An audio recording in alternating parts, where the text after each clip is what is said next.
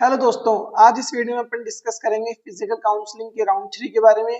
Hostel से related आपके मन में जो क्वेश्चन आते हैं और आप सभी के डाउट्स। तो चलो अपन इस वीडियो को स्टार्ट करते हैं। सबसे पहले अपन बात कर लेते हैं फिजिकल काउंसलिंग के राउंड 3 के बारे में।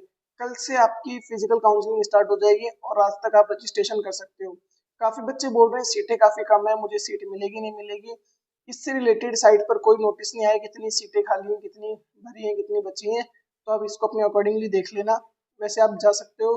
फिजिकल काउंसलिंग के लिए काफ़ी सीटें खाली रहती हैं, लास्ट तक हो जाएगा एडमिशन। लास्ट ईयर हमारे 5 राउंड हुए थे और लास्ट था 12th के बेस पर। और 12th के बेस पर अब की बार नोटिस जारी नहीं हुआ है कि 12th के बेस पर इंजीनियरिंग में एडमिशन होंगे। इस बार इंजीनियरिंग की डिमांड काफ़ी ज़्यादा है, तो इस टाइम तक तो 12th की बेसिस पर नहीं निकालें, बाद में निकाल देंगे तो पता नहीं। 14 तारीख तक आपके एडमिशन हो जाएंगे। और आपको 12 तारीख को किन किन बच्चों को जाना है, 9 बजे से लेकर 1 बजे तक तो जाना है Kashmiri migrant, TFW, EWS, HGST। और फिर 2 बजे से लेकर आपको 5 बजे तक जाना है जिनकी रैंक 2 लाख से नीचे है। और फिर अगले दिन आपको जाना है जिनकी रैंक 4 लाख तक है, 9 बजे से लेकर 1 बजे तक। और जिनकी रैंक 6 लाख तक है उनको जाना है 2 बजे से लेकर 5 बजे तक। और ये टाइम काफ़ी आगे तक एक्सटेंड होगा। और फिर 14 तारीख को लास्ट आपकी फिजिकल काउंसलिंग एंड हो जाएगा। 9 बजे से लेकर जाएंगे 1 बजे तक 9 लाख से नीचे वाले। और फिर बाद में जाएंगे 9 लाख से ऊपर वाले। और आपकी फिजिकल काउंसलिंग हो जाएगी एंड लगभग सभी क्लासेस में लगभग सीटें भर चुकी हैं, कुछ कुछ सीटें खाली होंगी और वो इन 3 दिन में भर जाएंगी। तो अब अपन बात कर लेते हैं कि काफ़ी बच्चे अभी तक सीट ले चुके हैं और वो बोल रहे हैं मेरी रैंक काफ़ी सही है, तो क्या मैं ब्रांच को अपग्रेड करा लूँ। जैसे मेरे को मैकेनिकल ब्रांच मिल गई मेरी 3 लाख रैंक पर, तो मैं ECE ले सकता हूँ क्या। मैं बोलूँगा आप एक बार और ट्राई कर सकते हो, आप ब्रांच अपग्रेड करना चाहो तो सीक्वेंस रख लो भाई एक, जिसको जो ब्रांच लेनी है एक तो डिसाइड कर लो ढंग से। ये नहीं क्या बार बार गोल चेंज कर रहे हो। किसी ये बच्चा कोई सोच रहा हो भाई मुझे CSC मिल गई, मैं CSC AIML लूँ, IT लूँ, AIDS लूँ, वो आपका खुद का ऑप्शन रहेगा, कोई भी ले सकते हो। अब जैसे आप मैकेनिकल और ECE में से तो ECE ले लो। ऐसे ये सभी एक ही फील्ड की ब्रांचेज हैं, आप अपने अकॉर्डिंगली ब्रांच ले सकते हो। और किसी की रैंक बढ़िया है और वो अपनी अच्छी रैंक पर सही ब्रांच नहीं ले रहा है तो काफ़ी बड़ी गलती कर लेगा। तो आप सबसे पहले क्या करना, अपनी रैंक के अकॉर्डिंग सही ब्रांच ले लो। और जिसने नहीं ली है वो फिजिकल काउंसलिंग के राउंड 3 में देख लेना। और ये भी नहीं करना कि किसी की 8 लाख रैंक और वो CSC के लिए अप्लाई कर रहा है, ECE के लिए अप्लाई कर रहा है। अपनी रैंक के अकॉर्डिंग काम कर लेना। अब अपन डिस्कस कर लेते हैं आपके मैथ्स से रिलेटेड कुछ डाउट्स। मैं इन चीज़ों को काफ़ी वीडियो में कवर कर चुका हूँ, पर काफ़ी बच्चे मेरी पुरानी वीडियोस नहीं देख पाते हैं तो उनके मन में काफ़ी डाउट रह जाते हैं। तो चलो इनको डिस्कस कर लेते हैं। मैथ्स का टाइमिंग सबसे पहले। मैथ्स का टाइमिंग होता है ब्रेकफास्ट का 7:30 से लेकर 9 बजे तक, लंच का रहता है 12:30 से 2 बजे तक, और डिनर का रहता है 7:30 से 9 बजे तक। और शाम को आप स्नैक्स वगैरह कर सकते हो मैथ्स में, उसका टाइमिंग रहता है आपका 4 बजे से लेकर 5 बजे तक। ठीक है, उसके अंदर आप अपना बर्गर, फास्ट फूड वगैरह, चाय, कॉफ़ी, मैगी कुछ भी बनवाकर खा सकते हो। और मैथ्स के अंदर पे कैसे करना होता है सबसे बड़ी बात, आप लंच डिनर करते हो तो उसकी डाइट है 45 रुपीज़। आप ब्रेकफास्ट में पोहे, पराठे ये वगैरह खा सकते हो, तो इसका आपको अलग से पे करना होगा। हर चीज़ का पर्टिकुलर डाइट नहीं होती है। और आप इसको अपने अकाउंट में भी चढ़वा सकते हो। अभी आपका अकाउंट ही नहीं बना होगा मैथ्स के अंदर क्योंकि अभी एडमिशन नहीं हुए हैं। एडमिशन होने के बाद आपको परमानेंट जैसी हॉस्टल अलॉट होगा, आप सभी के अकाउंट्स बन जाएंगे मैथ्स के अंदर। और आप जब भी कुछ भी खा रहे हो तो आप उसके अंदर लिखवा सकते हो हाँ मैं ये खा रहा हूँ, मंथ के एंड में आपका बिल आ जाएगा और फिर आपको पे करना होगा 5 या 6 तारीख से पहले। और कोई बच्चा अपनी मैथ्स में डाइट नहीं खाता है तो उसका क्या सीन है। आप जैसे डाइट पूरी नहीं कर रहे हो अपनी मैथ्स में, आपको हर महीने 8 या 10 डाइट आपके उस हॉस्टल में कंपलसरी होगी करने पूरी, जिस हॉस्टल में आप रह रहे हो। तो एक डाइट 45 रुपीज़ की है, 8 और 10 डाइट के हिसाब से आप लगा लेना मंथ का कितना होगा, 360 होगा। 8 डाइट होगी तो और 10 होगी तो और हो जाएगा आगे का। लास्ट ईयर तो 8 डाइट थी और अब की बार बोल रहे हैं 10 रखेंगे, ये अपने अकॉर्डिंगली रख लेंगे। और डाइट की फीस लास्ट ईयर 40 थी और मैं कुछ वीडियो में 40 बताया होगा, पर इस ईयर से उन्होंने 45 कर दी, फीस बढ़ गई है। और हॉस्टल की फीस में भी चेंज आया है। लास्ट ईयर हॉस्टल की फीस थी 12,800 और इस साल हॉस्टल की फीस हो गई है 13,500। काफ़ी चीज़ों में चेंज आ रहा है। फीस डिपार्टमेंट की भी बढ़ी है, ट्यूशन फीस इसको और ये हॉस्टल फीस, मैथ्स का चार्ज सब कुछ बढ़ता जा रहा है धीरे धीरे। तो फीस मैंने काफ़ी वीडियो पुरानी वाली अलग बताई थी और इसमें अलग बताऊं, जो थोड़ा भी इसको ध्यान रख लेना। और एक हेल्थ सेंटर से रिलेटेड और डाउट डिस्कस कर लेते हैं, काफ़ी दोस्तों के मन में आ रहा है। वो टेम्परेरी रूम लेकर अभी यहाँ पर रह रहे हैं, उनका आइडेंटिटी कार्ड नहीं बना है, तो वो क्या अपना ट्रीटमेंट नहीं करा सकते हेल्थ सेंटर में।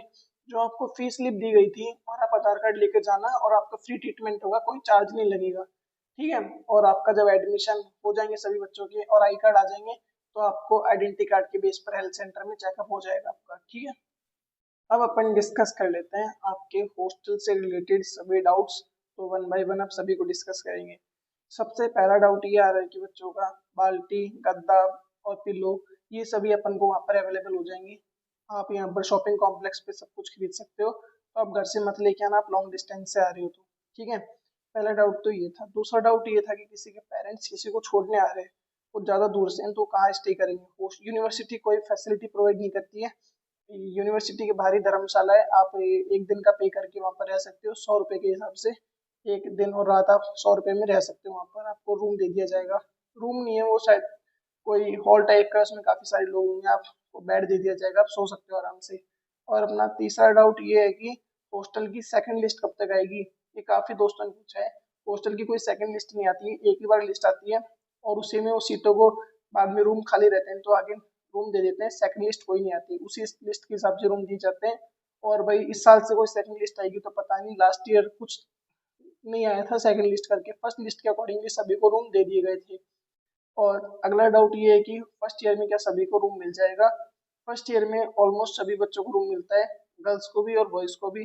और गर्ल्स में मैंने एक वीडियो में बोला था कि गर्ल्स को तो हमेशा सभी को रूम्स मिलता है, पर इस बार हॉस्टल की थोड़ी शॉर्टेज हो रही है तो गर्ल्स को रूम नहीं दे रहे हैं। पर अभी थोड़े दिनों पहले यूनिवर्सिटी ने एक नोटिस जारी किया था, बच्चों की डिमांड्स के अकॉर्डिंगली गर्ल्स को हॉस्टल दिया जाए। उन्होंने बोला था हम गर्ल्स को हॉस्टल देंगे और सभी गर्ल्स थोड़ा अपना जल्दी चले जाना रूम, क्योंकि जल्दी भर जाएंगे तो आपको बाहर रहना पड़ेगा। और रूम नहीं भी मिलता है तो बाहर पीजी वगैरह अवेलेबल है, तो आप उधर कर सकते हैं। ठीक है। और बॉयज़ का क्या सिस्टम है हॉस्टल लेने का टेम्परेरी, गर्ल्स का भी एक ही सिस्टम है दोनों का। कैसे लेना है टेम्परेरी रूम, आपकी जो फीस स्लिप थी और आधार कार्ड की फोटोकॉपी थी उसको जाकर अपने हॉस्टल में दिखा देना, जिस हॉस्टल में आपको बुलाया हो। लड़कों को तो जाना है BH4 में, गर्ल्स का पता नहीं, आपको ईमेल आ गया होगा और आप एक बार गर्ल्स हॉस्टल के बाहर जाकर पूछ सकते हो इस चीज़ को। आपको वहाँ पर टीचर्स और गार्ड वगैरह इस चीज़ को बता देंगे टेम्परेरी हॉस्टल के लिए आपको कहाँ पर जाना है। और अपना अगला डाउट ये है कि लीड से काफ़ी बच्चों ने अभी सेकेंड ईयर में एडमिशन लिया है, तो वो कैसे हॉस्टल ली। लिस्ट तो अभी तक सभी डिपार्टमेंट्स की सेकेंड ईयर की जा चुकी है हॉस्टल्स के अंदर, और हॉस्टल अलॉट भी हो गए हैं। तो जिन बच्चों को लीट वालों को हॉस्टल नहीं मिला है वो अपने डिपार्टमेंट में जाकर अपने जो भी टीचर्स हैं उनसे बात करें और चेयरपर्सन से साइन कराएं। तो आपको एप्लीकेशन लिख देना, मैं दूर वगैरह से हूँ, मेरे को डेली अप डाउन नहीं कर सकता, मुझे टेम्परेरी रूम नहीं मिल रहा, मुझे परमानेंट रूम दिलाओ। और 15-16 तारीख के बाद शायद काफ़ी बच्चों को परमानेंट रूम मिल सकता है जिनको सेकेंड ईयर में भी नहीं मिला है, टीचर्स ने ऐसा कुछ कहा है। तो अभी थोड़ी टेंशन मत लेना। अब अपन बात कर लेते हैं आपके फर्स्ट ईयर से रिलेटेड डाउट्स की। लीट वाले बच्चे थोड़ा अपना डिपार्टमेंट में जाके इस चीज़ को क्लियर कर लेना। अब अपन बात कर लेते हैं अपने फर्स्ट ईयर वाले स्टूडेंट्स के लिए कैसे रूम वगैरह लेना है। टेम्परेरी रूम आपको कैसे लेना है मैंने बता दिया। और टेम्परेरी रूम के आपके पर डे के पैसे लगेंगे 75 रुपीज़ पर डे के अकॉर्डिंगली, आपको शायद 10 दिन के लिए दे दिया जाएगा। काफ़ी दोस्तों के मन में एक ये भी डाउट आ रहा है कि मैं टेम्परेरी रूम कब ले सकता हूँ। देखो टेम्परेरी रूम दिए गए थे 4 से लेकर 14 तारीख तक, और काफी दोस्त बोल रहे हैं मैं 18 को आके ले लूंगा टेम्परेरी रूम। आप 18 को कैसे लोगे, 18 तक तो आपकी शायद परमानेंट लिस्ट आ जाएगी। और एक काफी दोस्तों के मन में ये भी डाउट है कि भाई मैं टेम्परेरी हॉस्टल नहीं ले रहा तो मुझे क्या परमानेंट नहीं मिलेगा। ऐसा कोई सीन नहीं है। आपका लिस्ट में नाम हुआ टॉप पर तो आपको स्टार्टिंग में मिल जाएगा नाम, और आपका थोड़ा नीचे नाम रहेगा तो आपको थोड़ा लेट मिलेगा। मैं ऐसा इसलिए बोल रहा था कि टेम्परेरी रूम ले लो। जो टेम्परेरी रूम भर जाते हैं ना फर्स्ट ईयर वालों को उन्हीं में शिफ्ट कर देते हैं, टेम्परेरी को ही परमानेंट कर देते हैं। तो आप अगर टेम्परेरी रूम नहीं लेते हो तो आपको परमानेंट लेने में थोड़ी दिक्कत आएगी। अब जैसे किसी की रैंक है 1 लाख 2 लाख, उसको तो मिलेगा मिलेगा हॉस्टल, कोई दिक्कत नहीं आएगी। और किसी की रैंक है 6-7 लाख तो उसको थोड़ा सा लेट मिलेगा हॉस्टल, तो वो टेम्परेरी रूम आकर यहाँ पर ले ले। और किसी का टेम्परेरी रूम खाली नहीं कराया जाता। ठीक है। तो आप यहाँ पर आकर रूम ले सकते हो ताकि आपको बाद में दिक्कत ना हो। और क्लासेज आपकी स्टार्ट होंगी 25 अगस्त के आसपास, 25 अगस्त से होंगी, और 22 तारीख को आपका SIP एंड होगा। अब अपन बात कर लेते हैं एक बार अदर स्टेट वाले दोस्तों के लिए, जो अदर स्टेट से आ रखे हैं उनको हॉस्टल वगैरह नहीं मिलता है तो क्या करें। क्या करना, आपको लिस्ट में थोड़ा नीचे नाम हो और आपको लगे भाई मुझे हॉस्टल नहीं मिलेगा, तो आप अदर स्टेट वाले 4-5 बंदे इकट्ठे होना और अपने अपने डिपार्टमेंट से सिग्नेचर करा लेना और वो अप्रूवल कर देंगे, हाँ इसको हॉस्टल दे दिया जाए। अदर स्टेट वालों को तो फर्स्ट ईयर में मिलेगा ही मिलेगा हॉस्टल, बस उसको नहीं मिलेगा जो 45 किलोमीटर की रेंज में या फिर हिसार का रहने वाला है, क्योंकि दूर वालों को हॉस्टल दिए जाते हैं। यहाँ पर हॉस्टल की थोड़ी दिक्कत है ही। गर्ल्स और बॉयज के लिए भी। गर्ल्स के लिए लास्ट ईयर तक तो नहीं थी, इस साल से दिक्कत आने लगी हॉस्टल से रिलेटेड। अब अपन बात कर लेते हैं कि हॉस्टल लिस्ट कब तक लग जाएगी। हॉस्टल की लिस्ट आपके डिपार्टमेंट वालों पे डिपेंड करता है, कभी भी भेज सकते हैं 14 तारीख के बाद, 15, 16, 17 कभी भी आ जाएगी। 14, 15, 16, 15, 16, 17 की तो छुट्टी है। 18, 19, 20, 21 के आसपास आपकी लिस्ट आ जाएगी। और जैसे ही आपकी लिस्ट आएगी आपको रूम परमानेंट देने लग जाएंगे। रूम परमानेंट देने का फिर प्रोसेस क्या रहेगा कि आपको ऑफिस में जाना पड़ेगा हॉस्टल के, उधर जाकर बोलना सर मेरी ये ब्रांच है और ये डिपार्टमेंट है और मुझे हॉस्टल चाहिए। फिर वो आपकी लिस्ट निकालेंगे, आपका नाम देखेंगे, बोलेंगे टॉप के अभी 8 बच्चों को मिलेगा, नाम है तो आके हॉस्टल ले ले। फिर तेरे को अपना जो रजिस्ट्रेशन फॉर्म था वो देंगे और फिर आपका पोर्टल ओपन कर देंगे फीस वाला। फिर आप फीस भरोगे, फीस स्लिप की फोटोकॉपी और बैंक की पासबुक की फोटोकॉपी। और बैंक की पासबुक की फोटोकॉपी आपकी क्लियर नहीं आती है तो आप उसके पीछे अपनी डिटेल्स लिख देना पेन से, आपका account number, IFC code, name और मोबाइल नंबर। और काफी दोस्तों के मन में डाउट होता है मेरा अकाउंट नहीं है तो मैं क्या पेरेंट्स अपने गार्जियन की डिटेल डाल सकता हूँ? आप डाल सकते हो, उन्हें आपसे मतलब नहीं है, वो अकाउंट नंबर होता है, अकाउंट से मतलब है उनको, क्योंकि आपकी जो सिक्योरिटी फीस हो वो अगले साल रिफंड होने में काम आएगी। वैसे आप फोटोकॉपी क्लियर करा लेना और उसके पीछे डिटेल भी डाल देना, और उसके लिए एक बार अलग से फॉर्म भी भरवाया जाएगा सिक्योरिटी फीस के लिए। तो अब अपन बात कर लेते हैं, हॉस्टल लिस्ट लग जाएगी आपकी 22 से पहले और मिल जाएंगे रूम, आपसे टेम्परेरी खाली नहीं कराए जाएंगे, टेंशन मत लेना। और जो रूम टेम्परेरी ले रखा है कुछ बच्चों को वो भी परमानेंट हो जाएगा। और कुछ दोस्तों के मन में एक डाउट है, हम सभी दोस्त मिलकर एक रूम लेना चाहते हैं तो कैसे ले? लगभग तो टेम्परेरी रूम ही परमानेंट होते हैं। एक तो ये केस हो जाता है, दूसरा केस ये होता है कि आप सभी का लिस्ट के अंदर टॉप पे नाम हो तो आप सभी जाना एक साथ अपने अपना फॉर्म लेकर और एक साथ रूम ले लेना, बोलना सर हमको एक ही रूम चाहिए, वो आपको अलग से रूम अलॉट कर देंगे। और अगर आप नहीं हो पाते हो सभी साथ तो आप 1 महीने बाद म्यूचुअल एक्सचेंज करवा लेना।